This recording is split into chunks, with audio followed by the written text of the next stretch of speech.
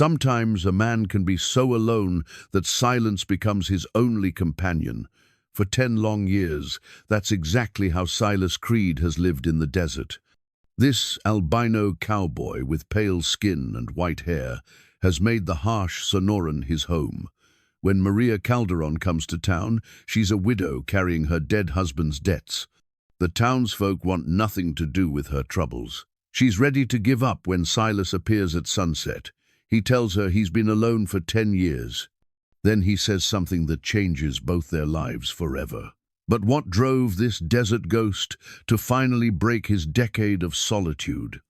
Before we jump back in, tell us where you're tuning in from, and if this story touches you, make sure you're subscribed, because tomorrow I've saved something extra special for you. The desert wind chimes sang their hollow song as dawn broke over the Sonoran wasteland, each note a testament to 10 years of perfect solitude.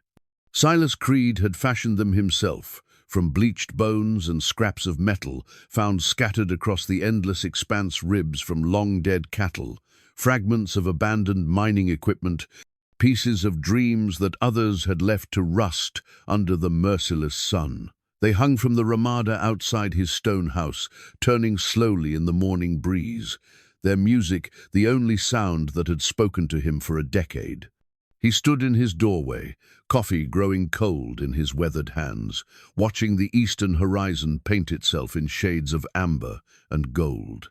His pale skin caught the early light like moonstone, and his white blonde hair, longer now than any respectable man might wear, moved like wheat in the gentle air. The sun would be brutal again today, as it was every day, but Silas had learned to read its moods, to work with its rhythms rather than fight them. The desert had taught him patience, if nothing else. His home sat in a natural depression between 2 red rock mesas, hidden from casual eyes, but positioned to catch every breath of wind that might offer relief from the heat. He'd built it with his own hands, from stones gathered across miles of wasteland, each rock chosen and placed with the care of a man who had nothing but time. The walls were thick enough to stay cool in summer and warm in winter, the windows positioned to frame the sunrise and sunset like paintings that changed with each passing day. Inside, everything was functional, purposeful. A bed built from desert ironwood, shelves carved into the stone walls themselves, a kitchen that worked with wood and propane, supplied by monthly trips to the distant town of San Felice.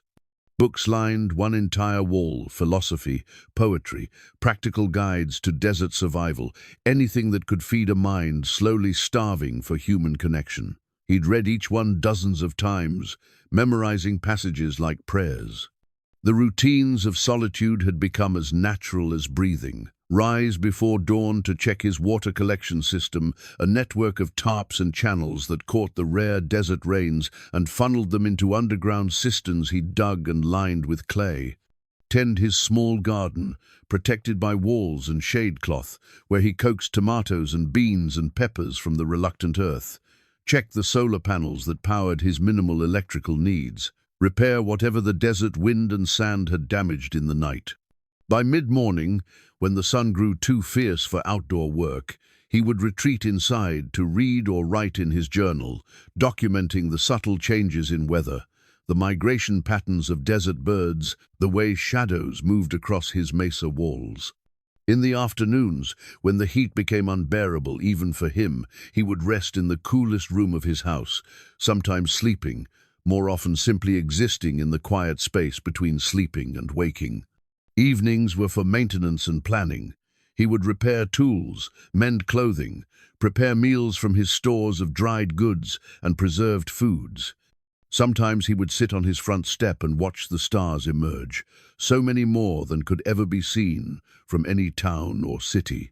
The desert sky was a cathedral of light, vast enough to hold all the thoughts a man could never speak aloud. Once a month, when supplies ran low, he would harness his 2 horses, steady desert mustangs named Job and Patience, to an old wagon and make the journey to San Felice. The town marked the edge of his world, the boundary between his chosen exile and the life he'd left behind. He would buy what he needed, speaking only as much as necessary, ignoring the stares his appearance inevitably drew. The Albino Cowboy, they called him, Ghost Rider, Desert Hermit. Let them whisper. Their words couldn't touch him out here. But lately, something had been changing in the rhythm of his days. A restlessness he couldn't name, a sense that the perfect balance he'd achieved between man and wilderness was somehow shifting. He'd catch himself staring toward town more often, wondering about the lives playing out beyond his horizon. The wind chimes seemed to sing different songs, and even the familiar weight of solitude felt somehow less complete. 3 days ago, on his monthly supply run, he'd noticed her immediately. Not because she was beautiful, though she was, in the way of women who'd known real sorrow, but because she carried herself like someone who understood what it meant to be alone. Maria Calderon sat on the steps of the boarding house, dressed in black that seemed too heavy for the desert heat, clutching a carpet bag that held what looked like everything she owned. The other townspeople gave her a wide berth, their sideways glances and whispered conversations painting her as some kind of trouble. Silas had loaded his supplies and driven his wagon home without speaking to her, but her image had followed him into the desert. Dark hair pulled back severely, hands that had known work, eyes that looked at the world with the wariness of someone who'd learned not to expect kindness. He'd made inquiries on his return to town yesterday, discreet questions to old Pedro at the general store, a man who'd always treated the Albino Cowboy with simple courtesy. Maria Calderon, recently widowed. Her husband had died, owing money to some very unforgiving people. She'd come to San Felice, hoping the distance might buy her time, but debt had a way of traveling faster than hope. "She's got nobody," Pedro had said, shaking his grey head as he bagged Silas's flour and coffee. "Husband left her with nothing but his troubles. Those men who came looking for him, they don't much care that he's dead. Figure his widow can pay what he owed." Silas had loaded his wagon in silence, but something in his chest had tightened like a fist. He knew what it was to run from the past, to seek sanctuary in empty spaces where other people's judgments couldn't follow. The desert had saved him once. Perhaps it could save her too. Now, standing in his doorway with morning coffee growing cold, he made a decision that felt both inevitable and terrifying. The wind chimes sang their bone and metal song, and for the first time in 10 years, Silas Creed began to prepare for the presence of another human being in his carefully constructed world.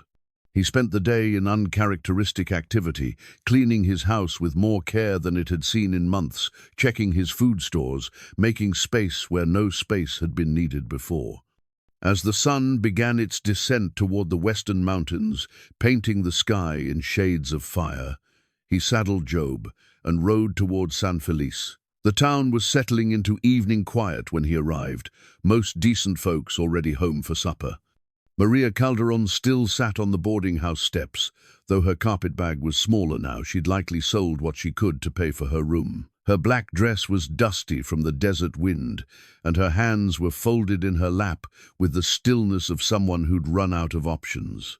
Silas dismounted and approached her slowly, his pale figure ghost-like in the dying light. She looked up as his shadow fell across her, and he saw no fear in her eyes, only a weariness that matched his own. "Ma'am," he said, his voice rusty from disuse but steady, "I've been alone in the desert 10 years. She studied his face, taking in the white hair, the sun-weathered skin, the quiet authority that surrounded him like an aura.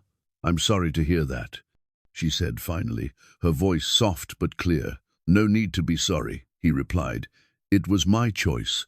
But I've got a place out there, safe and quiet.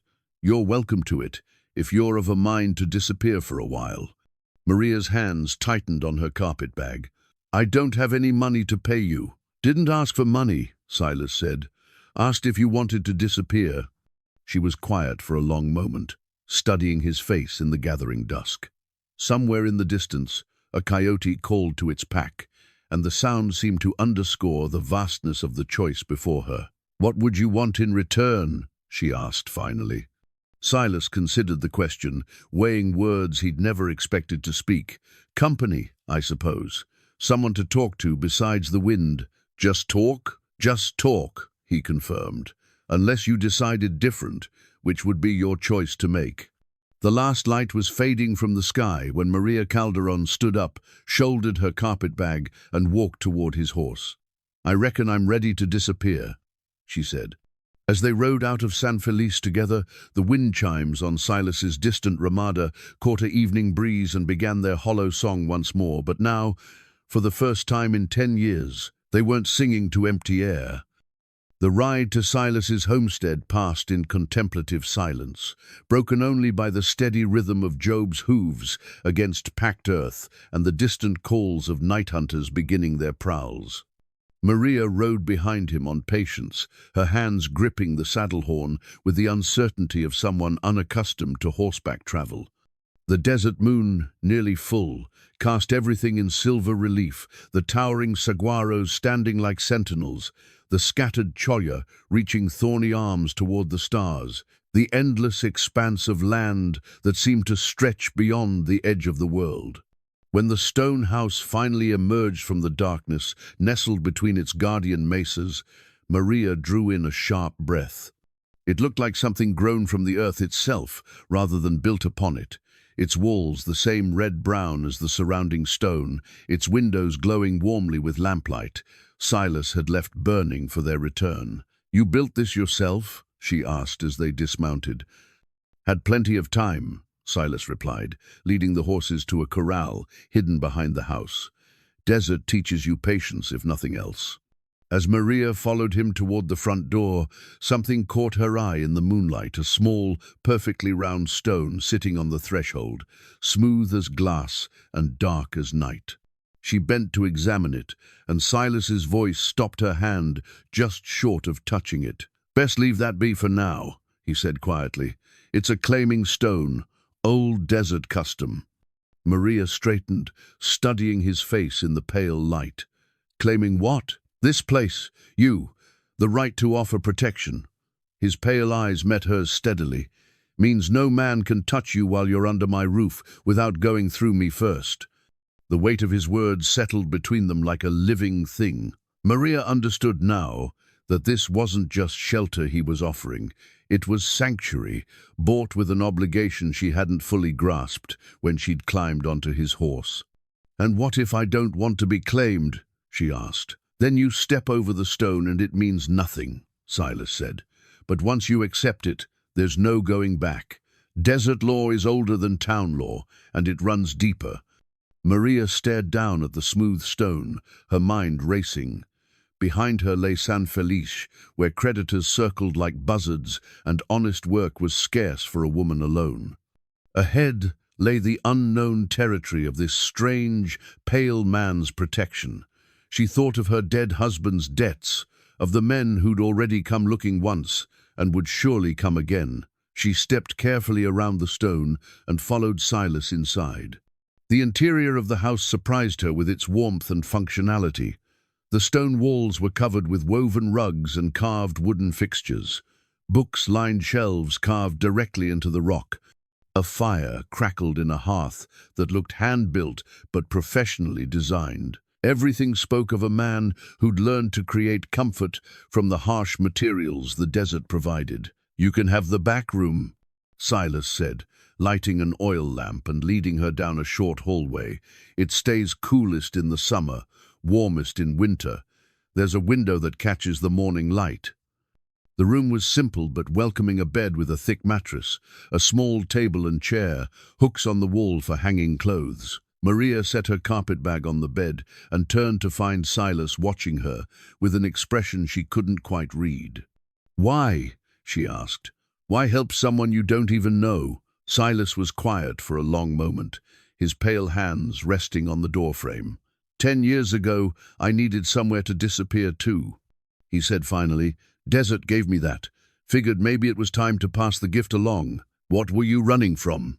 "That's a conversation for another day," he said. "Right now, you look like you need sleep more than stories." Maria nodded, suddenly aware of how bone-deep tired she was. The stress of the past weeks, the uncertainty of her future, the strange comfort of this unexpected sanctuary, it all pressed down on her like a weight she could finally set aside. "Thank you," she said as Silas turned to leave. He paused in the doorway.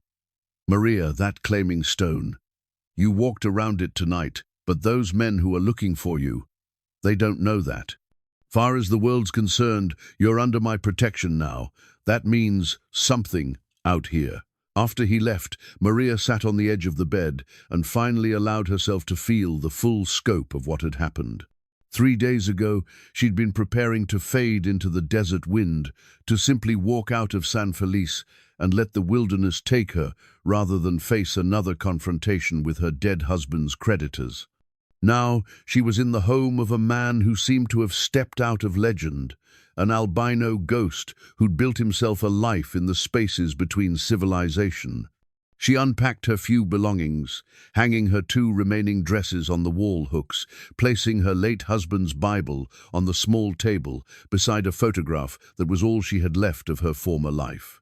Carlos had been a good man, gentle and hard-working, but he'd also been a dreamer who'd believed in get-rich-quick schemes and men who made promises with silver tongues. His death in a mining accident had been tragic enough, without the additional burden of learning he'd borrowed heavily against dreams that would never come true. The creditors had been patient at first, offering condolences and understanding. But patience had limits, and Carlos's debts had been larger than his widow could ever hope to repay. When she'd sold everything of value, and it still wasn't enough, when the veiled threats had begun, and the offers of alternative arrangements had grown more explicit, she'd taken what little money remained and run.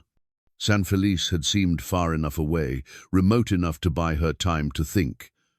But debt had a way of traveling, and she'd known it was only a matter of time before they found her again.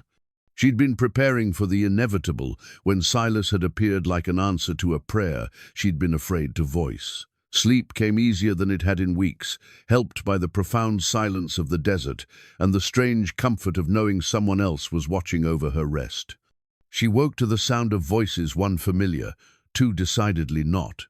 Through her small window, she could see 3 men on horseback near the corral, where Job and Patience stood grazing. Silas was there too, his pale figure unmistakable in the morning light, speaking in low tones with the visitors. Maria dressed quickly and crept toward the front of the house, staying back from the windows but close enough to hear. The men's voices carried clearly in the thin desert air. "We're looking for a woman," one of them was saying. "Mexican gal, goes by Maria Calderon. Word is she came through San Felice a few days back." "Lot of people come through San Felice," Silas replied, his voice carrying the same calm authority she'd heard the night before. "This one's special," another man said, and Maria recognized the voice of Thomas Burke, one of the creditors who'd made her life hell after Carlos's death. "She owes us money, a considerable amount." "That's so." Silas's tone remained conversational, but Maria caught something underneath it, a hint of steel that hadn't been there when he'd spoken to her. "It is so," Burke confirmed, "and we aim to collect. Now, we heard tell she might have taken up with the hermit who lives out this way. That wouldn't be you, would it?" There was a pause, and Maria held her breath.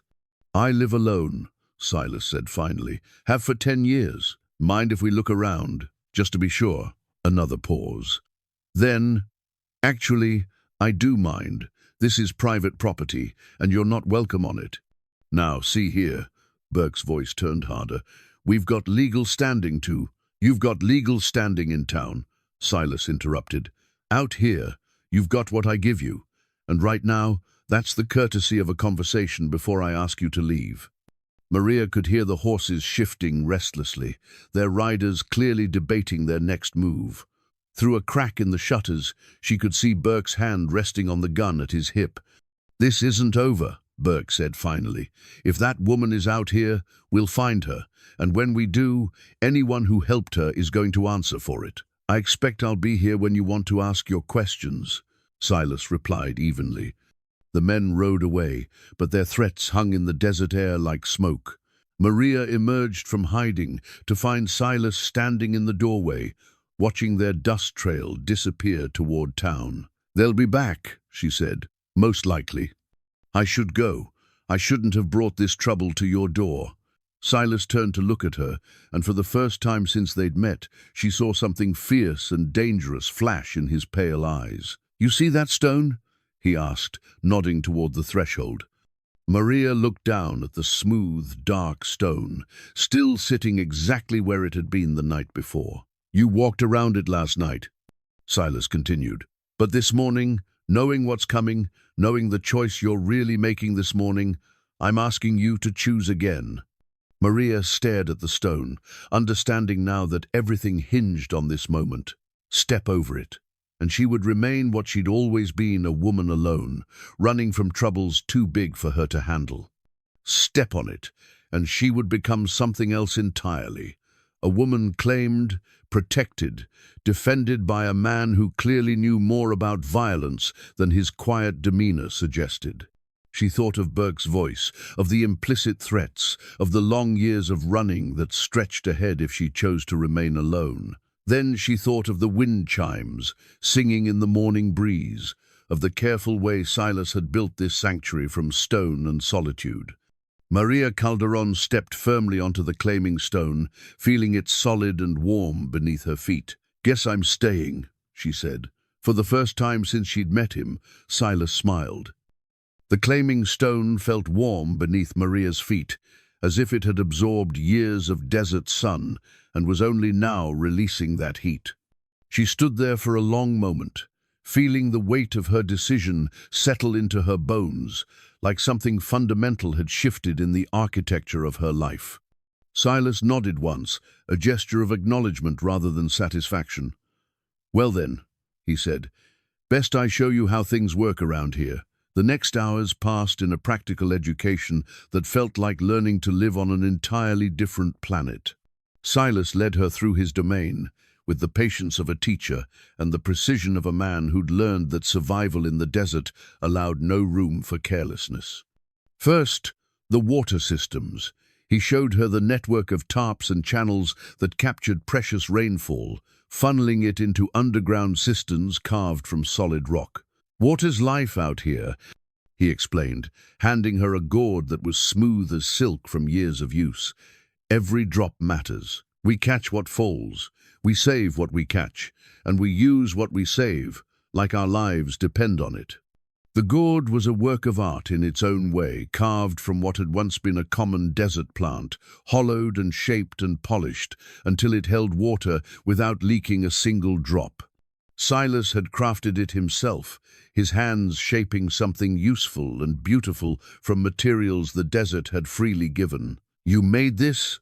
Maria asked, running her fingers over the smooth surface. "Made everything you see here," Silas replied. "Desert gives you what you need, but it makes you work for it.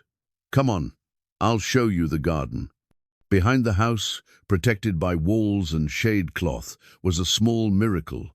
Tomatoes hung heavy on carefully staked vines, beans climbed trellises made from ocotillo ribs. Peppers and herbs grew in raised beds, filled with soil that must have been improved over years of patient composting. It looked impossible, this green abundance, in a land that seemed to support nothing but thorns and stones. "How?" Maria breathed. "Patience," Silas said, kneeling to check the moisture level in one of the beds. "And understanding that you work with the desert, not against it. These plants, they're tough varieties, bred for dry country. The soil's built up with compost from kitchen scraps and horse manure. The shade cloth cuts the worst of the sun, but lets enough light through. And every plant gets exactly the water it needs, no more, no less." He showed her the irrigation system clay pipes buried just deep enough to deliver water directly to root systems, minimizing evaporation. Everything was connected, efficient, sustainable. It was the work of a man who'd had 10 years to perfect the art of making something from nothing. "Could you teach me?" Maria asked. Silas straightened, studying her face. "You planning to stay long enough to learn?" "I stepped on the stone," she said simply. That afternoon, as the heat grew too intense for outdoor work, they retreated to the coolest room in the house. Silas pulled down books from his carved shelves, practical guides to desert survival, plant identification, weather prediction. Maria found herself fascinated not just by the information, but by the evidence of how thoroughly Silas had educated himself for this life. "Were you a farmer before?" she asked, reading over a passage about soil composition. "No," Silas said, settling into a chair across from her. "I was something else entirely. The desert taught me everything I know about growing things. What were you before?" He was quiet for so long that Maria thought he wouldn't answer. When he finally spoke, his voice carried the weight of old regrets. "I was someone who solved problems with violence," he said. "The desert taught me there might be better ways." That evening, they worked together, preparing supper beans from his garden, bread baked in a clay oven he'd built outside, coffee that tasted better than anything Maria remembered from her previous life. The domestic rhythm felt strange after so many years of marriage, then widowhood, then running. Here was partnership without the assumption of romance, cooperation without the weight of expectation. "Tell me about your husband," Silas said as they ate by lamplight. Maria found herself speaking more freely than she'd expected. Carlos had been a good man, she explained, but a dreamer.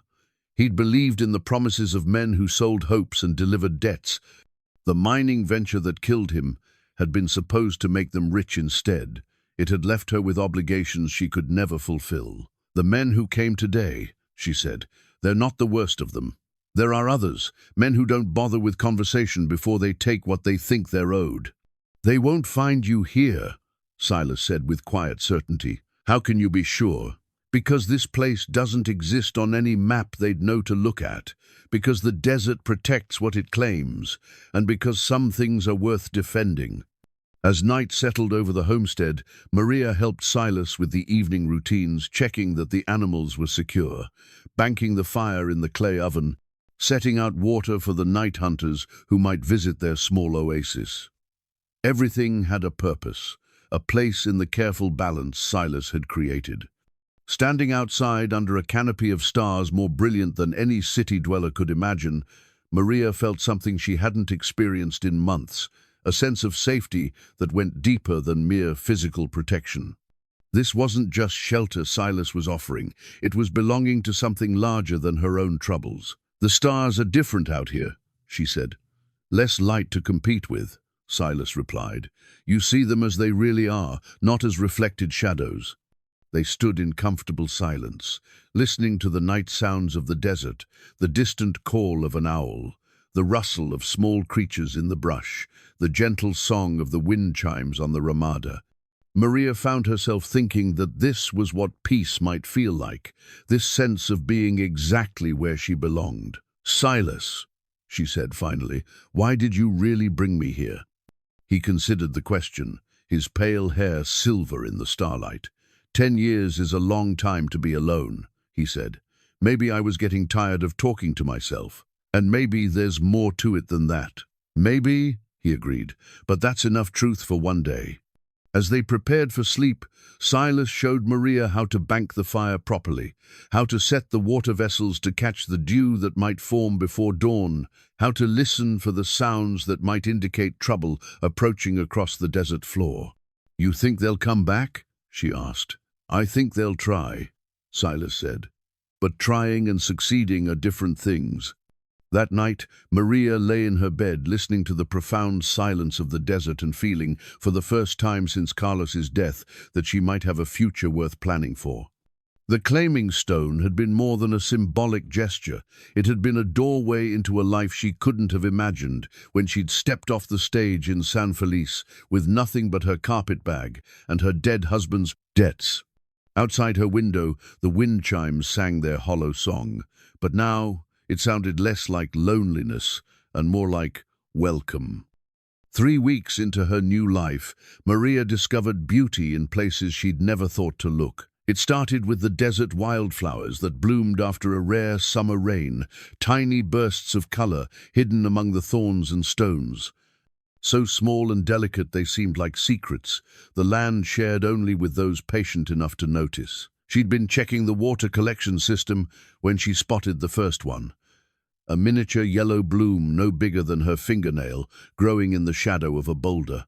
Then another, this one purple, tucked between the roots of a creosote bush. Before she knew it, she was exploring the area around the homestead, discovering an entire hidden world of flowers that most people would never see.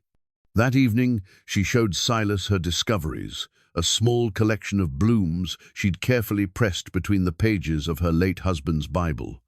The wild flowers looked fragile against the tissue-thin pages, but there was something profound about preserving this evidence of life, persisting in harsh places. Desert poppies, Silas said, examining one of the yellow flowers. They wait sometimes for years for enough rain to bloom. Seeds can stay dormant in the ground for decades, just waiting for the right moment. Like people, Maria said without thinking, then blushed at the implications of her words. Silas looked at her with something that might have been understanding. Like people, he agreed. Their days had settled into a rhythm that felt both natural and carefully constructed. Maria rose before dawn to help with the morning routines, checking the animals, watering the garden, preparing the simple breakfast that would sustain them through the day's work.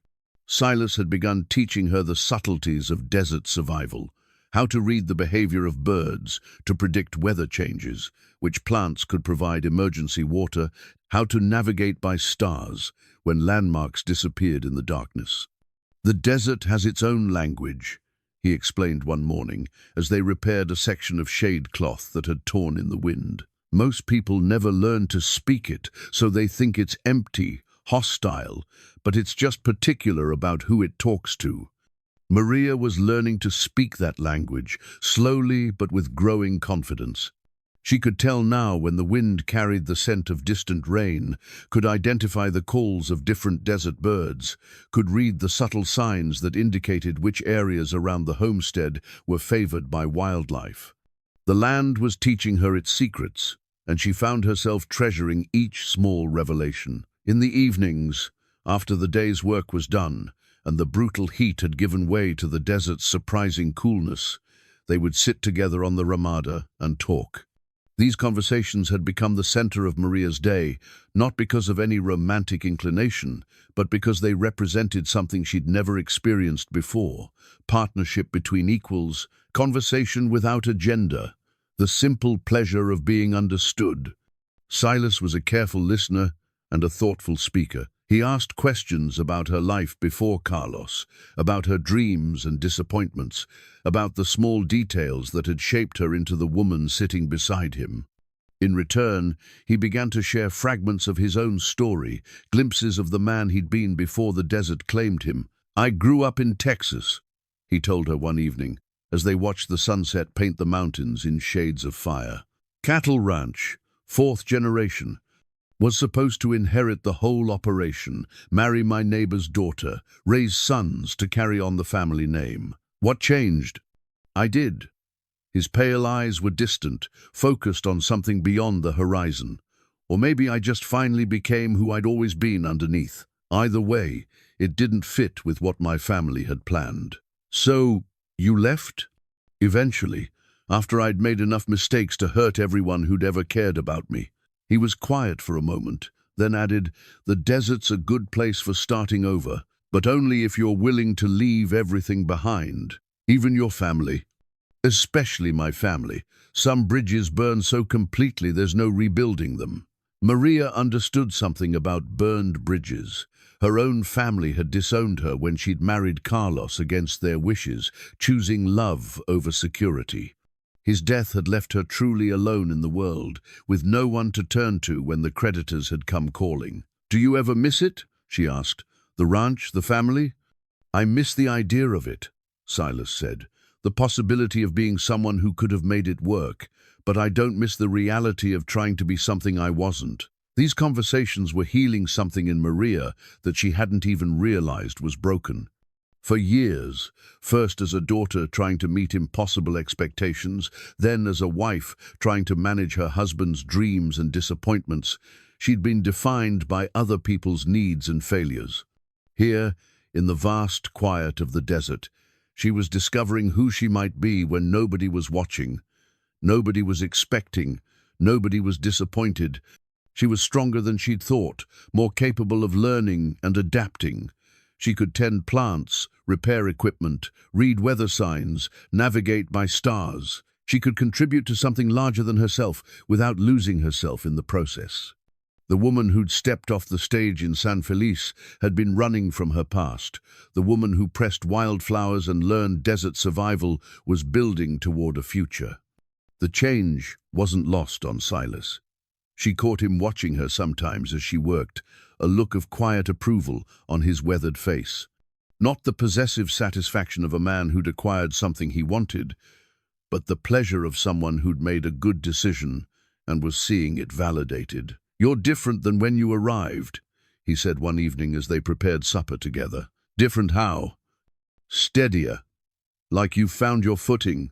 Maria considered this as she sliced vegetables from their garden. "I think I had forgotten what it felt like to be useful," she said finally, "to contribute to something instead of just surviving it." "The desert has a way of showing people what they're capable of," Silas said, "but only if they're willing to listen." That night, as had become her custom, Maria added another pressed flower to her growing collection. This one was particularly lovely, a delicate pink bloom she'd found growing impossibly from a crack in solid rock. As she carefully placed it between the pages of her Bible, she thought about what Silas had said about dormant seeds, waiting decades for the right moment to bloom. Perhaps that's what she'd been doing all these years, waiting for the right conditions to become who she was meant to be. The desert rain that had brought forth the wildflowers had come at exactly the right time, just as Silas's unexpected offer of sanctuary had arrived when she'd needed it most. Outside her window, the wind chimes sang their nightly song, and Maria found herself humming along softly. The sound no longer spoke of loneliness but of contentment, of two solitary souls who'd found something valuable in their shared solitude. She was beginning to understand that love might come in forms she'd never expected, not as passion or romance, but as the quiet partnership of two people building something worthwhile together in a place where nothing was supposed to grow.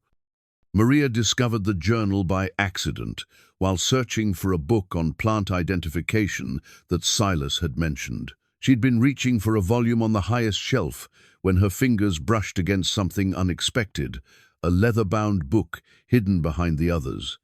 Wrapped in oiled cloth, like something precious that needed protection from the desert's harsh conditions.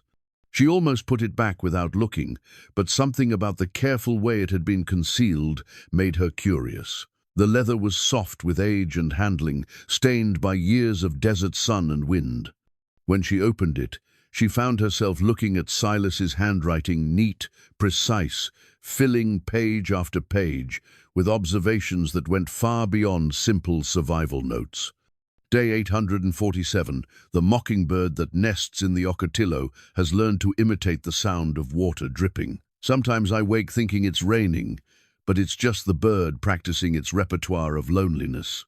Day 203, watched a kit fox teach her young to hunt today. The patience she showed, the careful repetition of lessons, reminded me why some creatures are meant to live in families while others are meant to walk alone. Day 156. The silence is different today, not empty, but full of something I can't name, like the moment before thunder, when the air itself holds its breath. Maria found herself drawn deeper into the pages, fascinated by this window into Silas's inner life. The entries revealed a man far more complex than his quiet exterior, suggested someone who thought deeply about solitude and belonging, who found philosophy in the behavior of desert creatures, who struggled with questions that had no easy answers. Day 847. Dreamed about voices again. Not nightmares this time, but conversations I wish I could have. Sometimes I wonder if perfect solitude is just another form of prison, one we build ourselves and convince ourselves we deserve. Day 201. The spring rain brought more wildflowers than I've seen in years. beauty appearing without audience, without purpose except its own existence. Perhaps that's the lesson, that worthiness doesn't require witnesses. The more recent entries carried a different tone, a restlessness that seemed to anticipate change. Day 3, 544. Something shifting in the rhythm of things. The wind sounds different, carries scents from farther away. Or maybe it's me that's changing, growing tired of conversations with shadows. Day 3, 608. Saw a woman in town today, widow, by her clothes and the way she carries herself. Recognized the look of someone learning to be alone. The desert's calling to her, same as it called to me once. Question is whether she's ready to answer. Maria realized she was reading about herself, about the moment their lives had intersected. Her hands trembled slightly as she turned to the final entry. Day 3, 652, brought her home, Maria. The name fits her, strong enough to carry sorrow, soft enough to remember joy. She walked around the claiming stone tonight, but I think she understood what it meant. Tomorrow we'll see if the desert accepts her offering. Finding what you were looking for. Silas's voice from the doorway made Maria jump, the journal nearly slipping from her hands. She turned to face him, feeling heat rise in her cheeks like a girl caught reading someone else's diary. "I'm sorry," she said quickly. "I was looking for the plant book and I found this, and I shouldn't have. It's all right." Silas stepped into the room, his expression unreadable. "I wondered when you'd come across it. Been meaning to find a better hiding place." 10 years, Maria said, looking down at the journal in her hands. "You documented 10 years. Help me make sense of things. Desert's got a way of making you face truths you'd rather avoid, and writing them down made them feel less overwhelming."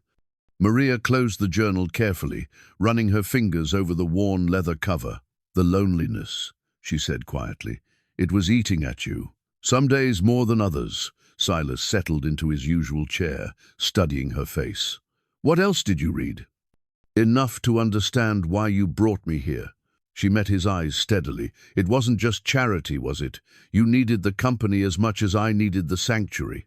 "Ed, would that change anything if it was true?" Maria considered the question, weighing her words. "It would make it more honest. Partnership instead of rescue." "And you'd prefer partnership?" "I'd prefer the truth." Silas was quiet for a long moment, his pale fingers drumming against the arm of his chair. When he spoke, his voice carried the weight of careful honesty. 3,000 days of talking to myself and the wind," he said. 3,000 days of making decisions alone, eating meals alone, watching sunsets alone. You get good at solitude, but that doesn't mean it stops costing you something. What did it cost you?" "The belief that I deserved anything else." He looked toward the window, where the afternoon sun was beginning its descent toward the western mountains. "Exile's meant to be punishment, but after a while you start to think it's just what you are. Alone, cut off, too damaged for decent company." Maria felt something shift in her understanding of their situation. She'd been thinking of herself as the rescued party, the one who owed gratitude for sanctuary. But what if they'd been rescuing each other? "What changed your mind?" she asked. "About deserving company? You did." Silas looked back at her, and for the first time since she'd known him, she saw vulnerability in his pale eyes. "Watching you step onto that claiming stone, choosing to trust someone you had every reason to fear it, reminded me that courage and kindness still exist in the world. Made me think maybe I'd been wrong about what I deserved." The revelation hung between them like something fragile and precious. Maria understood now that the careful distance Silas had maintained, the respect he'd shown for her space and choices, hadn't been indifference. It had been the behavior of a man who'd convinced himself he wasn't worthy of closeness. "The journal ends the day I arrived," she said. "Seemed like the story was changing. Didn't know how to write about something I'd never experienced before." "What haven't you experienced?" "Hope," Silas said simply. "The possibility that things might get better instead of just continuing." That evening, their usual conversation on the Ramada carried a different quality. The artificial distance between them had collapsed, replaced by the kind of honesty that comes after secrets have been shared. Maria found herself telling Silas things she'd never spoken aloud about the loneliness of her marriage to a dreamer, about the fear that had driven her across state lines, about the growing realization that she was stronger than she'd ever been allowed to believe. In return, Silas spoke more freely about his decade of exile, about the gradual process of learning to live with himself, about the unexpected peace he'd found in the desert's harsh embrace. "Some people are meant for cities," he said as they watched the stars emerge in the darkening sky. "Some for towns, some for farms. I'm meant for places where the horizon goes on forever and a man's only neighbors are the wind and the wildlife." "And now," Maria asked, "now I'm learning that solitude and loneliness aren't the same thing. You can be alone without being lonely, if you have the right company." As they prepared for sleep, Maria felt a profound shift in her understanding of their arrangement. What had begun as refuge had become something deeper, not romance, necessarily, but a form of love that transcended simple categories. They were partners in building something meaningful from the raw materials of isolation and second chances. Standing in her doorway, she turned back to Silas. "Tomorrow, will you show me how you built the cisterns? I'd like to understand the whole system, planning to stay long enough to need the knowledge." Maria smiled, thinking of the pressed wildflowers growing in number between the pages of her Bible, of the journal that had ended the day she'd stepped onto the claiming stone, of the future they were building together, one careful decision at a time. "I'm planning to stay long enough to help you start a new journal," she said. The cast-iron cooking pot had followed Maria across 3 states and through the worst period of her life. But it wasn't until she began using it in Silas's kitchen that it felt like home again. The old pot had been her grandmother's, then her mother's, then hers, seasoned with decades of family meals and memories. In her previous life with Carlos, it had simmered beans for his optimistic dinner parties and late-night strategy sessions with potential investors.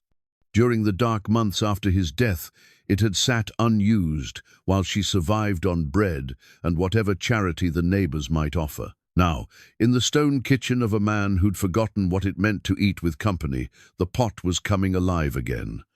Maria had discovered that Silas, for all his desert wisdom, had been eating like a man who viewed food as fuel rather than pleasure.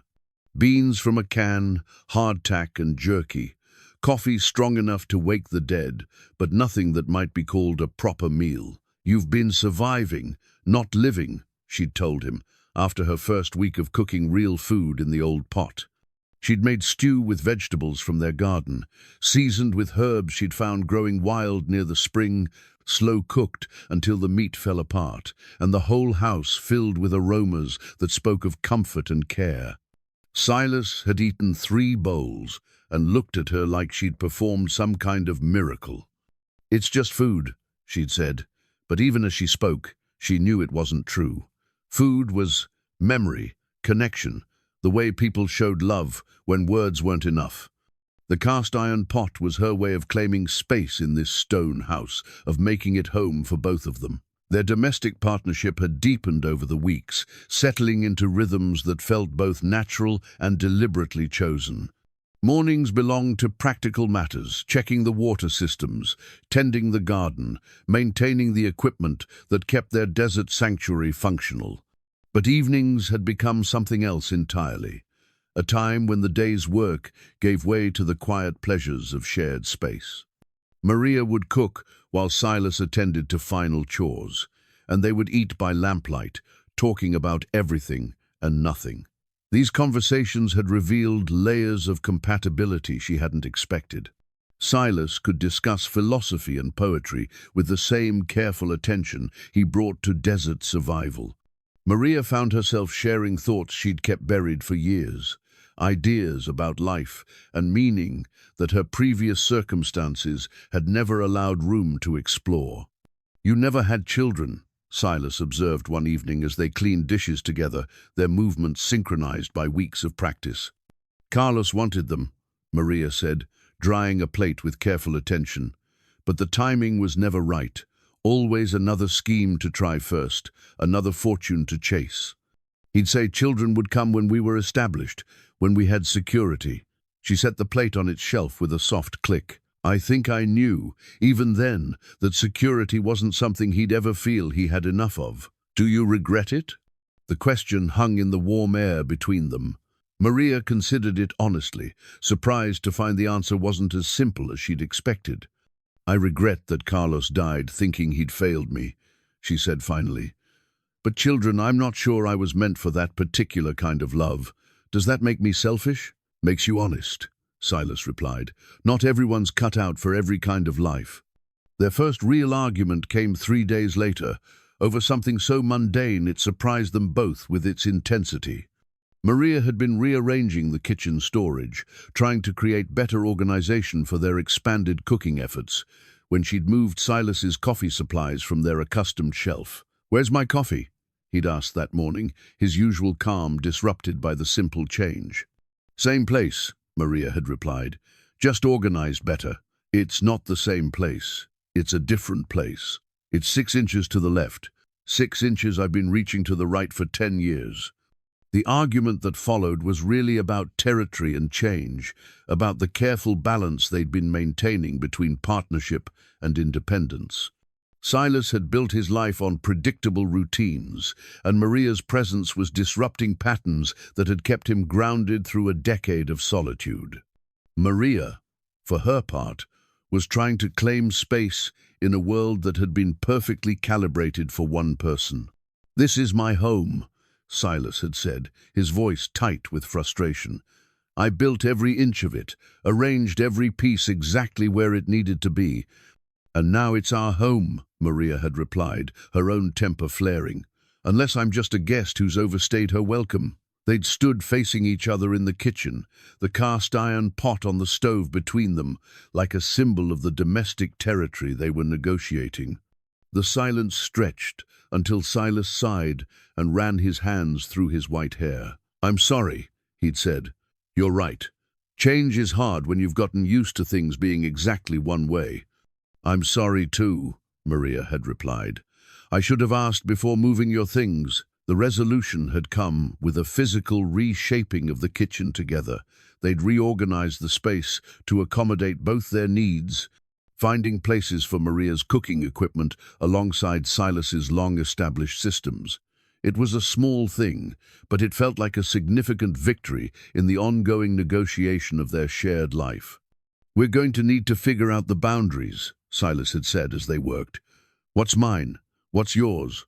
What's ours? And what happens when those lines get blurry? Then we talk about it instead of letting it fester." That evening, as Maria cooked their supper in the reorganized kitchen, she found herself thinking about the different kinds of intimacy that existed between people. She'd been intimate with Carlos in the way of married couples, but their relationship had been built on assumptions and expectations that neither of them had ever examined closely. This thing with Silas was different, more deliberate, more honestly negotiated. "You ever think about marriage?" she asked as they sat on the ramada after supper, watching the evening stars emerge. "Used to," Silas replied. "Back when I thought I knew what kind of life I was supposed to want." "You?" "I was married for 7 years, thought I understood what it meant." Maria pulled her shawl closer against the desert evening's coolness. "But I'm not sure I ever really knew Carlos, and I'm certain he never really knew me. We were playing parts we thought we were supposed to play. And now I think maybe the best relationships are the ones you build from scratch, without assuming you know how they're supposed to look." They sat in comfortable silence, listening to the night sounds of the desert. Somewhere in the distance, a coyote called to its pack, and the wind chimes answered with their hollow song. "Maria," Silas said finally, "what we're building here, it doesn't have to fit anyone else's definition of what it should be." "I know." "Good, because I'm finding that what I want doesn't match what I thought I was supposed to want." "What do you want?" Silas considered the question, his pale eyes reflecting starlight. "Partnership, honesty, someone who chooses to stay not because they have to, but because they want to. And if what grows between us becomes something more complicated than that, Then we'll figure it out as we go. That night, Maria lay in her bed thinking about the cast-iron pot cooling on the stove, about the way domestic rituals could become the foundation for something deeper than romance or convenience. They were building a life together from the basic materials of trust and mutual respect, seasoning it with honesty and patience, like her grandmother had seasoned that old pot with years of careful use. Outside her window, the wind chimes sang their nightly song, but now it sounded like a lullaby for two people who were slowly learning to call the same place home. The wanted poster had been used to wrap supplies from his last trip to town, and Maria discovered it purely by chance while unpacking flour and coffee beans. The paper was weathered and creased, but the image was unmistakable. A younger version of Silas's face stared back at her, accompanied by text that made her blood run cold. Wanted for murder. 5-0 reward. Silas Creed, known associates of the Dalton gang. Approach with extreme caution. The paper fluttered from her nerveless fingers to the kitchen floor, landing face up, so that the drawing seemed to watch her with eyes that held the same pale intensity she'd come to associate with safety and partnership. But now those eyes belonged to a stranger, a man wanted for crimes that transformed everything she thought she knew about her desert sanctuary. Blood-stained corners of the poster told their own story. Someone had died to produce this evidence, and the authorities had been serious enough about the pursuit to offer a fortune for information. $5,000 was more money than most people saw in a lifetime. Certainly more than enough to make any honest citizen consider the moral mathematics of turning in a wanted man. Maria sank into a chair, her hands shaking as she picked up the poster and studied it more carefully. The text described a Silas Creed who'd ridden with one of the most notorious outlaw gangs in the territory, a man whose criminal resume included bank robbery, cattle rustling, and the murder of a sheriff's deputy during a botched escape. The crimes were detailed with the kind of clinical precision that suggested official documentation rather than sensationalized journalism. The kitchen around her suddenly felt different, not the warm heart of a home she'd helped create, but a carefully constructed facade hiding darker truths. Every practical skill Silas had demonstrated, every bit of desert wisdom he'd shared, took on new and sinister implications. Of course, he knew how to disappear without a trace. Of course, he understood the value of isolation and self-sufficiency. Of course, he'd been able to face down Burke's threats with such calm authority. She was still staring at the poster when Silas returned from checking the horses, his footsteps announcing his approach across the stone floor. He paused in the doorway when he saw her expression, his pale eyes moving from her face to the paper in her hands with the kind of resigned recognition that confirmed her worst fears. "I wondered when that would surface," he said quietly. "Is it true?" Maria's voice sounded strange to her own ears, higher and thinner than usual. "The facts are accurate. The context is more complicated." "The context?" Maria stood up, the wanted poster clutched in her fist. "You're wanted for murder, Silas. What context makes that acceptable?" Silas moved carefully into the kitchen, his hands visible and empty, moving with the deliberate calm of someone accustomed to volatile situations. "The deputy I'm accused of killing was corrupt. He was in the pocket of cattle barons who were stealing land from small farmers, murdering families who wouldn't sell. My gang, we weren't saints, but we were trying to stop something worse." "So you were what? Righteous outlaws? Robin Hood and his merry men?" "We were young and angry and probably half crazy," Silas said. "But we weren't wrong about the corruption we were fighting." Maria laughed, a sound with no humor in it. "And I suppose the banks you robbed were also corrupt? The cattle you rustled belonged to evil ranchers?" "Some did. Others," Silas paused, seeming to weigh his words. "Others were just easy targets when we needed money for supplies and ammunition. I won't lie to you about that." Finally, some honesty. Maria threw the poster onto the table between them. "How many people did you kill, Silas? How many families did you destroy while you were playing vigilante?" "More than I can live with. Fewer than the men we were fighting." The answer was so quietly spoken, so devoid of defensiveness or justification that it stopped Maria's building anger cold. She'd expected denials, excuses, attempts to minimize his culpability. Instead, she was looking at a man who'd clearly spent years confronting the weight of his actions. "The deputy," she said finally. "Tell me about the deputy." Silas sat down heavily in his chair, suddenly looking every one of his years and more. His name was William Patterson. He had a wife and 2 young children. He was also taking money from men who were burning out homesteaders and blaming it on Indian raids. Silas's hands were steady as he poured himself coffee from the pot Maria had prepared that morning. "We tried to gather evidence first, tried to work within the law, but Patterson was part of a network that went all the way up to the territorial capital. So you decided to kill him?" "I decided to confront him, give him a chance to confess, to turn evidence against his bosses." Silas's pale eyes met hers steadily. He drew his gun first. "I was faster." "And you've been running ever since?" "I've been thinking ever since. 10 years of thinking about whether there might have been another way, whether Patterson's children would have been better off with a corrupt father than no father at all."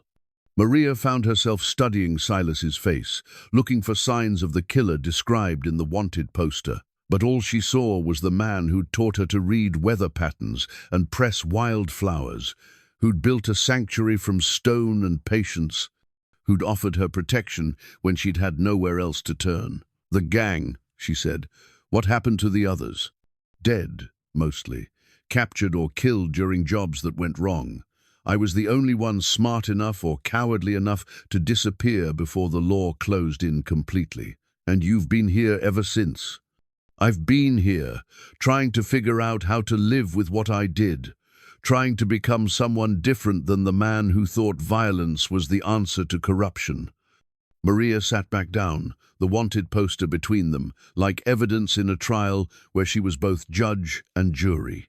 Everything about their relationship, everything about the safety she'd found in this place, suddenly seemed built on lies and half-truths. "You claimed me," she said. "You put that stone on your threshold and told me I was under your protection. But you're the one people need protection from." "No," Silas said, and for the first time there was heat in his voice. "The man in that poster, he's dead, has been for 10 years. The desert killed him just as surely as a bullet would have. People don't change that much." "Don't they?" Silas leaned forward, his pale eyes intense. "The man who brought you here, who shared his home and his knowledge and his last 10 years of loneliness, is he the same person who could murder a lawman in cold blood?" Maria wanted to say yes, wanted to maintain her anger and righteousness, but the question forced her to confront uncomfortable truths. The Silas she'd known was capable of violence. She'd seen it in his calm response to Burke's threats, in the way he moved with predatory grace when he sensed danger. But violence in defense of others was different from violence for personal gain. "Those men who came looking for me," she said, "Burke and his friends, you were prepared to kill them, if necessary. How is that different from what you did before?" Silas was quiet for a long moment, considering the question with the same careful attention he brought to everything else. "Intent," he said finally. "The man I was, he chose violence as a solution to complex problems. The man I am now would choose violence only as a last resort to protect someone who couldn't protect themselves. And I'm supposed to just trust that distinction. You're supposed to make your own judgment about who I am now, based on what you've seen and experienced." Maria looked around the kitchen they'd reorganized together, at the evidence of domestic partnership that had grown between them over weeks of shared routines. The cast-iron pot still sat on the stove, waiting for the evening meal she'd planned to cook. The pressed wildflowers she'd been collecting were visible through the doorway to her room, marking time and seasons in a life she'd thought was finally stable. "If they find you," she said quietly, "if someone recognizes you and claims that reward what happens to me, you walk away. You take what you need and you disappear, just like you were planning to do when I found you. And you?" "I face whatever consequences I've been avoiding for 10 years. The wanted poster lay between them like a map to a destination neither of them wanted to reach. Maria understood now that the sanctuary she'd found wasn't as secure as she'd believed, that the man who'd offered protection was himself in need of protection from a past that refused to stay buried. "Why didn't you tell me?" she asked. "Would you have come with me if you'd known?" "No. Then you understand why." As evening approached, Maria found herself unable to maintain the domestic routines that had become central to their life together. The cast-iron pot remained cold on the stove, and they ate a quiet meal of bread and preserved meat, neither of them willing to pretend that everything was normal. The claiming stone still sat on the threshold, but now it felt less like protection and more like a marker for territory built on secrets. Maria had thought she was choosing safety when she'd stepped onto it. Now she wondered if she'd simply traded one kind of danger for another. That night, she lay awake, listening to the familiar sounds of the desert and wondering if she was sharing her sanctuary with a reformed man seeking redemption or a killer who'd simply learned to hide his true nature beneath a facade of domestic tranquility. Morning came with a decision that felt both inevitable and terrifying. Maria had spent the sleepless hours before dawn weighing her options, and when she emerged from her room to find Silas making coffee in the grey light of early morning, she knew what she had to say. "I'm staying," she announced without preamble. Silas looked up from the stove, his pale eyes searching her face. "You sure about that?" "No," Maria said honestly, "but I'm staying anyway." "Why?" She'd spent most of the night asking herself the same question, trying to separate fear from wisdom, past from present, the man described in the wanted poster from the one who'd built this sanctuary from stone and solitude. "Because the person you are now is the person you chose to become," she said, "and that choice matters more than the mistakes you made when you were someone else." Relief flickered across Silas's features, quickly replaced by something more complex. "It might not matter to the law, or to anyone else who comes looking. Then we'll face that together." "Maria!" "No," she interrupted. "If you can offer me sanctuary knowing the risks, then I can offer you the same. That claiming stone works both ways, doesn't it?" For the first time since she'd discovered the wanted poster, Silas smiled. It was a small expression, tentative and grateful, but it transformed his face completely. "We need to prepare," he said. "If Burke's people connect my face to that poster, if they realize what that reward money could mean, they'll be back with more men and fewer scruples." The next several hours passed in a flurry of activity that felt like preparations for war. Silas revealed resources and contingencies he'd developed over 10 years of expecting discovery, plans within plans that spoke of a mind constantly calculating angles and escape routes. His father's gun came first, a Colt, .45 passed down through 3 generations of Creeds, kept clean and loaded in a hidden compartment built into the stone wall of their bedroom. The weapon was beautiful in its deadly simplicity, the metal worn smooth by decades of use, the grip shaped by hands that had known both legitimate work and violent necessity. "This was my grandfather's," Silas said, checking the cylinder with practiced efficiency. "He carried it through the war between the states, passed it to my father when he came home. My father gave it to me when I turned 18, said it was time I understood the responsibility that comes with the power to take a life." "And did you understand it?" "Not then. Took me years of carrying it to learn what he meant." Maria found herself studying the gun with fascination and revulsion. It was an instrument of death, but it was also a family heirloom, a tool that might be necessary for their survival. She'd never fired a weapon in her life, but she understood instinctively that she might need to learn. "Will you teach me?" she asked. Silas looked surprised. "You want to learn to shoot?" "I want to learn to protect what matters to me." They spent the afternoon in a hidden canyon behind the house, where Silas had built a shooting range concealed from casual observation. He was a patient teacher, showing Maria how to hold the weapon, how to sight along the barrel, how to squeeze the trigger with steady pressure rather than jerking it in anticipation. "Shooting's not about aggression," he explained as she practiced with an unloaded gun. It's about focus and follow-through. Like any other skill, it requires patience and respect for the tools involved. When Maria finally fired her first shot, the recoil nearly knocked her backward, and the noise echoed off the canyon walls like thunder. But the bullet had found its target, a tin can placed on a rock 50 feet away, and the satisfaction of that small success was surprisingly powerful.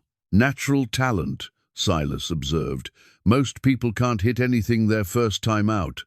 Maybe I'm more like you than either of us expected. As the sun began its descent toward the western mountains, they worked together to secure the homestead against attack. Silas showed her the defensive positions he'd prepared, places where the stone walls and natural geography created advantages for anyone defending against superior numbers.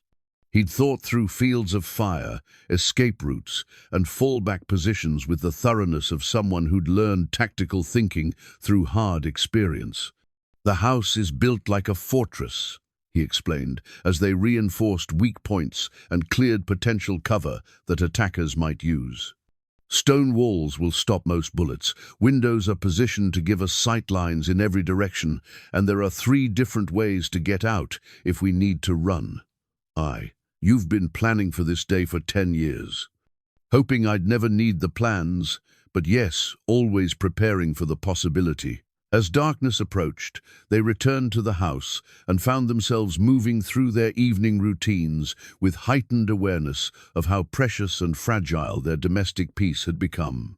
Maria cooked their supper in the cast-iron pot, but now the familiar ritual felt like something that might be happening for the last time. "Tell me about your grandfather," she said as they ate, "the one who carried that gun through the war."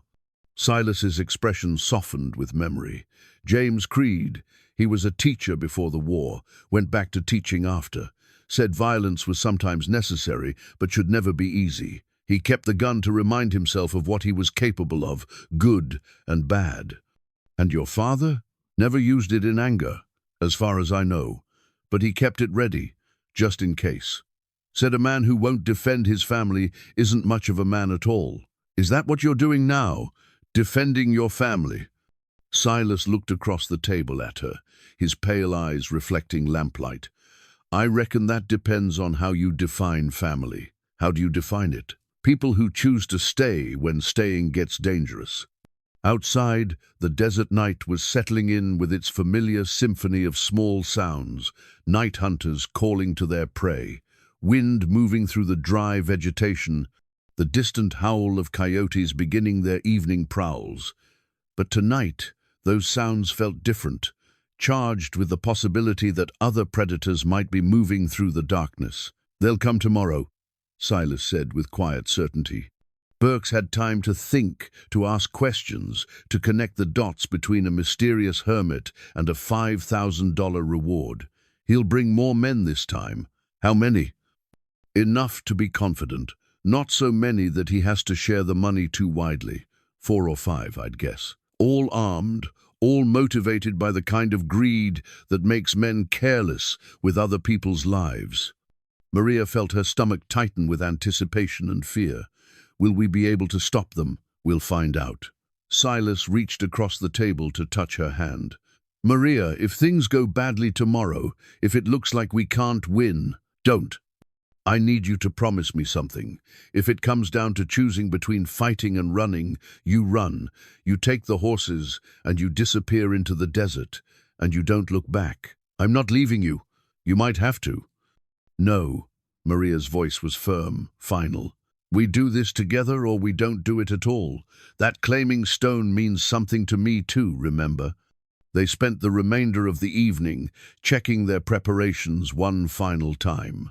Weapons loaded and positioned, escape routes cleared, defensive positions reinforced. Everything that could be done had been done. Now they could only wait for the test of whether their partnership was strong enough to survive the violence that was coming for them. As they prepared for what might be their last peaceful night together, Maria found herself thinking about the journey that had brought them to this point. Weeks ago, She'd been a woman with nothing to lose, ready to disappear into the desert rather than face her troubles. Now she was someone with everything to lose: a home, a partner, a future worth fighting for. "Silas," she said as they stood together on the Ramada, listening to the wind chimes sing their hollow song. "Whatever happens tomorrow, I want you to know that these weeks have been the happiest of my life." "Mine too," he replied, and in his voice she heard both gratitude and determination. "Which is why we're going to make sure there are many more to come." The claiming stones still sat on their threshold, solid and unchanging in the moonlight. Tomorrow would test whether the sanctuary it represented was strong enough to withstand the violence of the past, coming to collect its debts, whether the love they'd built from desert stone and mutual respect could survive the ultimate trial. But tonight, they were still safe, still together, still building something worth defending against whatever forces might try to tear it down. They came at dawn, when the desert was still grey and quiet, emerging from the morning shadows like ghosts made flesh. Maria spotted them first through the bedroom window, 5 men on horseback, moving with the careful spacing of hunters who expected their prey to fight back. Burke was there, recognizable even at distance, but the others were strangers with the hard faces of men who killed for money. "They're here," she whispered to Silas, who was already reaching for his father's gun. "Positions," he said quietly. "Remember what we practiced." Maria moved to the kitchen window with the smaller pistol Silas had given her, her hands steadier than she'd expected, despite the hammering of her heart. The desert signal mirror he'd positioned on the windowsill caught the early morning light, ready to flash warnings or communications across the vast landscape if needed. Everything they'd prepared for was about to be tested. The riders approached slowly, confidently, making no attempt at stealth now that they were in sight of the house. Burke called out when they were still 50 yards away, his voice carrying clearly in the thin air. "Silas Creed, we know you're in there, and we know what you're worth to us. Come out peaceful, and we'll make this quick." "Not interested," Silas called back from his position near the front door. "You're trespassing on private property. Best you move along." Burke laughed, a sound with no humor in it. "Private property? You're a wanted murderer, Creed. You don't get to own property. Desert law says different. Desert law doesn't pay bounties." The men had spread out now, taking positions that would give them crossfire angles on the house. They were professionals, or close to it men, who understood tactics and weren't planning to make this easy. Maria found herself studying their movements, trying to identify which one posed the greatest threat, which one might break first under pressure.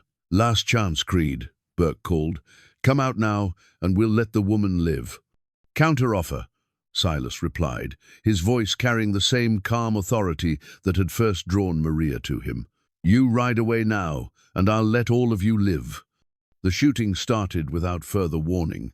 Burke's men opened fire simultaneously, their bullets sparking off stone walls and shattering the carefully maintained peace of the desert morning. Maria ducked below her window as glass exploded inward, fragments showering the kitchen floor where she'd cooked so many peaceful meals.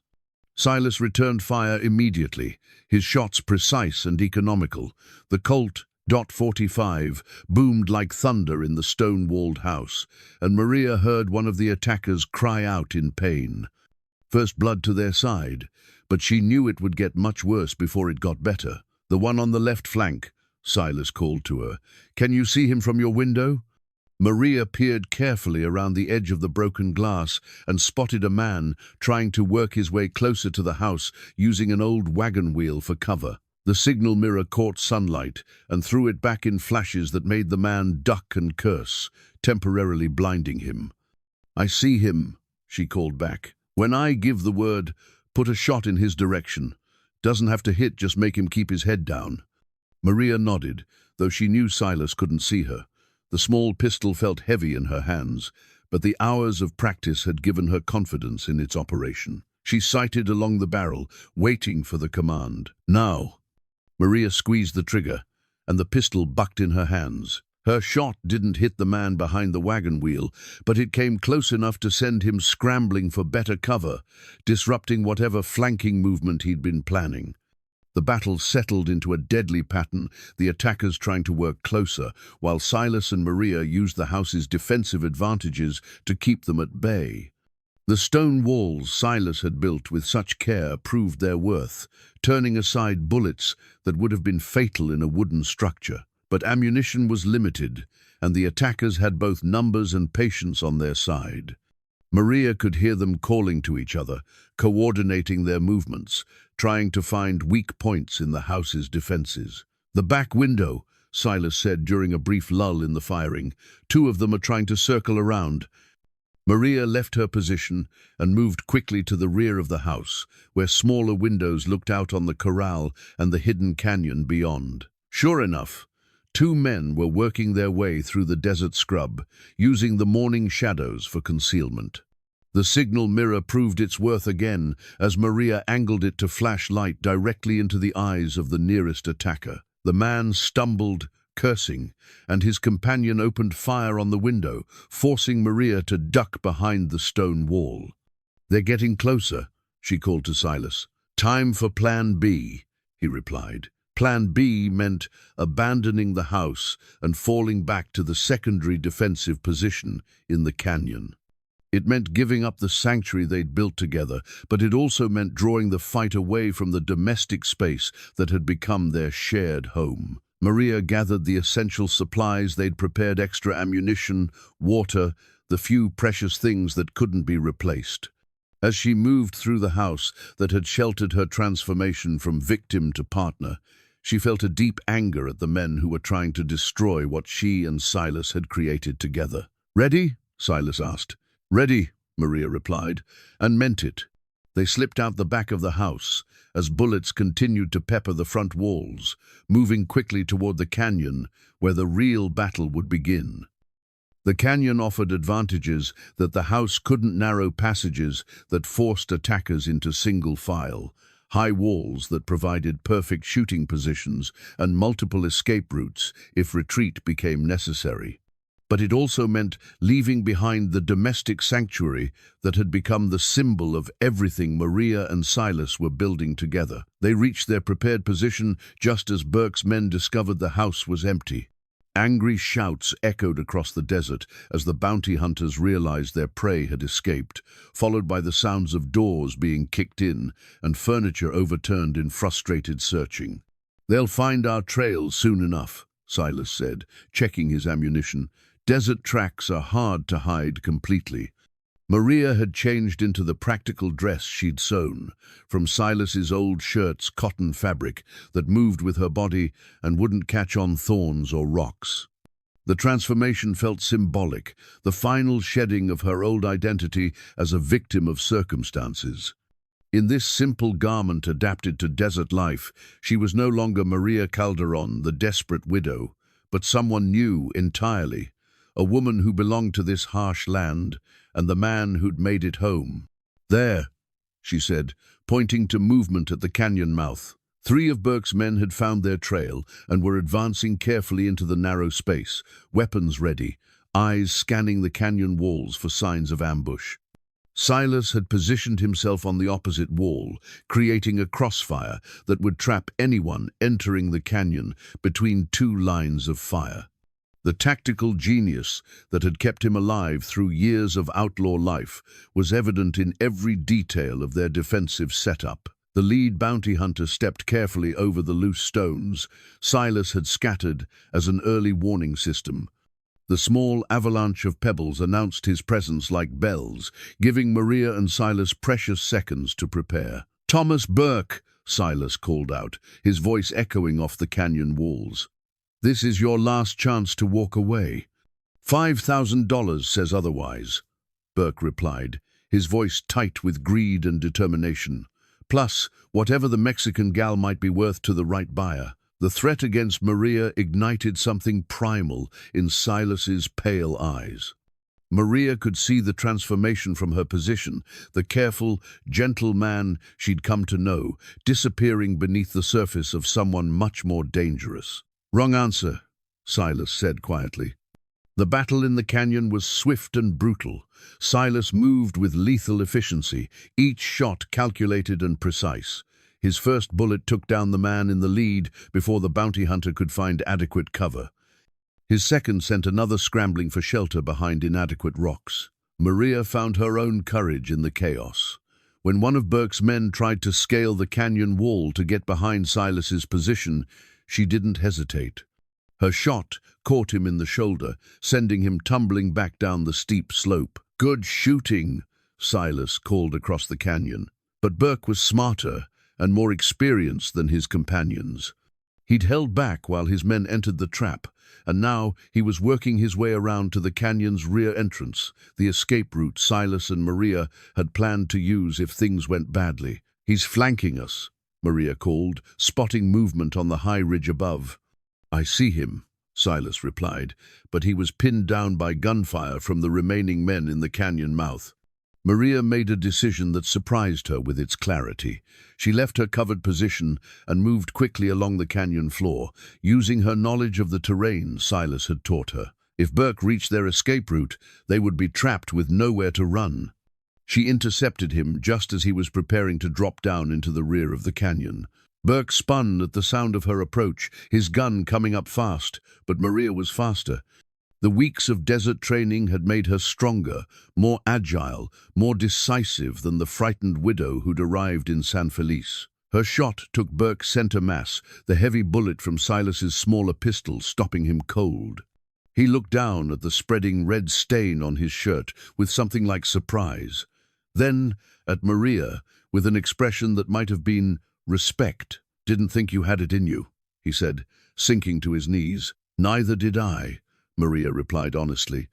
The sound of her shot echoed through the canyon, followed by an abrupt silence as the remaining bounty hunters realized their leader was down. Silas used the moment of confusion to advance on their positions, his father's Colt speaking twice more in rapid succession. When the shooting stopped, the desert quiet returned like a blessing. 4 men lay dead in the canyon, their greed and violence absorbed by the patient stone that had witnessed countless other conflicts over the centuries. Silas found Maria kneeling beside Burke's body, her hands shaking now that the immediate danger had passed. The transformation dress she wore was stained with dust and perspiration, but she looked magnificent, a woman who had discovered her own strength in the crucible of necessity. "You all right?" he asked. "I killed a man," she said, her voice wondering rather than horrified. "You protected your home. There's a difference." Maria looked up at him, seeing the man she'd chosen reflected in his pale eyes. "Is there?" "Yes," Silas said with quiet certainty. "Intent matters. Context matters. The reason you pull the trigger matters more than anything else." They spent the next hour dealing with the practical aftermath of violence, dragging bodies to a place where the desert would reclaim them, gathering weapons and ammunition that might prove useful, searching for any evidence that other bounty hunters might follow the same trail. As the sun climbed higher and the canyon grew hot with reflected heat, Maria and Silas made their way back to the stone house that was still, miraculously, their home. The bullet holes in the walls would need patching, the broken windows would need replacing, but the sanctuary they'd built together had survived its ultimate test. Standing on the threshold, looking down at the claiming stone that had started everything between them, Maria felt the weight of her transformation, settling into her bones like something permanent and irreversible. "What happens now?" she asked. "Now we rebuild what needs rebuilding," Silas said. "And we keep building what we started. Together? Together." The desert wind chimes sang their hollow song, but now it sounded like a victory hymn for 2 people who had chosen each other through the crucible of violence and emerged stronger than either could have been alone. 6 months after the gunfight that had tested everything they'd built together, Maria stood in the doorway of the stone house, watching Silas work silver in the forge he'd constructed behind the garden. His pale hair caught the desert sunlight like spun platinum, and his hands moved with the same careful precision he brought to everything else in their shared life. He was crafting wedding bands, not because any church or government had sanctioned their union, but because they'd decided their commitment deserved physical symbols that would outlast the bureaucratic definitions of marriage. The silver came from a vein Silas had discovered years ago in the mountains beyond their canyon, pure metal drawn from the earth and shaped by fire into something beautiful and enduring. "How's it coming?" Maria asked, settling beside him on the bench he'd built for two. "Almost finished," Silas replied, holding up the bands to catch the light. They were simple, elegant circles without ornamentation. Their beauty lay in the quality of the metal and the skill of the craftsmanship. "You sure about this? Are you?" "I've never been more sure of anything in my life." The months since the bounty hunters had found them had been a time of rebuilding and deeper commitment. They'd repaired the bullet damage to the house, replaced the broken windows, and reinforced the defenses that had saved their lives. But more importantly, they'd rebuilt their emotional foundation on the solid ground of shared danger survived and mutual trust proven under fire. The wanted poster that had revealed Silas's past was now ashes scattered on the desert wind, along with any evidence that might have connected him to the men who died trying to claim the bounty. The desert was good at keeping secrets and better at disposing of problems that tried to disrupt its harsh balance. Maria had discovered capabilities in herself that she'd never suspected, not just the ability to take a life in defense of what mattered, but the deeper strength to build something meaningful from the raw materials of mutual respect and shared purpose. The frightened widow who'd stepped off the stage in San Felice was gone as completely as if the desert heat had evaporated her. In her place stood a woman who could read weather patterns in cloud formations, who could tend a garden in impossible conditions, who could shoot accurately enough to protect her home and partner when necessity demanded it. She wore her transformation dress, the simple garment sewn from Silas's old shirts, not as a makeshift solution, but as a conscious choice, a symbol of belonging to this place and this man. Their days had settled into new rhythms that acknowledged both their partnership and their individual strengths. Maria had taken over the garden completely, expanding it with techniques learned from desert farming manuals and careful experimentation. Silas focused on the larger system's water collection, building maintenance, the monthly supply runs to town that were now undertaken by both of them together. Evenings remained their favorite time, when the day's work was done and they could sit on the ramada, listening to the wind chimes and planning for a future that stretched beyond simple survival. They talked about improvements to the homestead, about books they wanted to read together, about the possibility of traveling to see parts of the desert they'd never explored. "The silver's ready," Silas said, holding up the completed bands. "Should we do this now or wait for sunset?" "Now," Maria said. "I don't want to wait any longer." They stood together beside the claiming stone that had marked the beginning of their unconventional courtship. The smooth, dark rock looked the same as it had 6 months ago, but everything else had changed. They were no longer two desperate people seeking refuge from their individual pasts. They were partners who'd chosen each other through every test that life could devise. Silas took Maria's hand and slipped the silver band onto her finger. The metal was warm from the forge, and it fitted perfectly. He'd measured carefully, wanting every detail to be exactly right. "I promise to build with you," he said quietly, "to protect what we create together, and to choose you every day for as long as the desert lets us stay." Maria took his hand and placed the matching band on his finger. The silver seemed to glow against his pale skin, transforming the hand that had once been skilled in violence into something that symbolized creation and commitment. "I promise to stay," she said. "Through whatever comes, in whatever form our life together takes, I promise to choose this, us, over every other possibility." There was no minister, no witnesses except the desert itself and the wind chimes that sang their hollow song in celebration. But the ceremony felt more sacred than anything either of them had experienced in more traditional settings. This was commitment reduced to its essential elements, two people making promises they intended to keep, witnessed by land that demanded honesty from everyone who sought to make it home. As the sun set behind the western mountains, painting the sky in shades of fire that rivaled any cathedral window, Maria and Silas sat on their ramada and considered the life they'd built from stone and solitude, from mutual need and growing love. "Any regrets?" Silas asked, his new wedding band catching starlight. "Only that it took us so long to get here," Maria replied.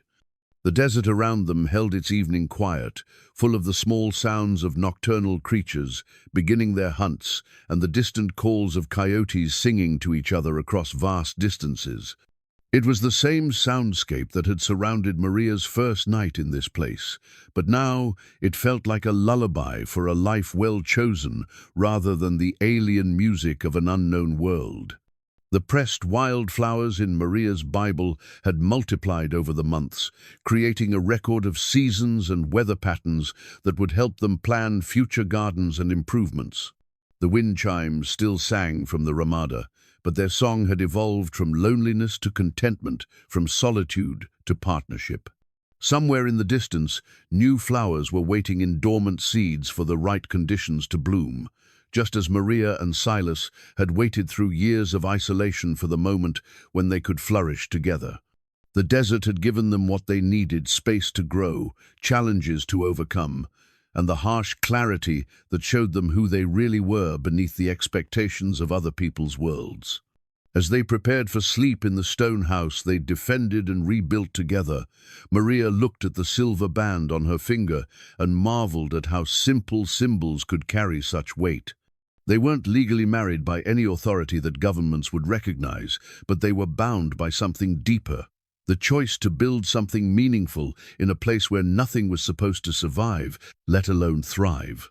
The claiming stone still sat on their threshold, warm from the day's sun and solid beneath their feet as they crossed into the home they'd made together from mutual need, shared danger, and the kind of love that grows slowly but roots deep in difficult ground.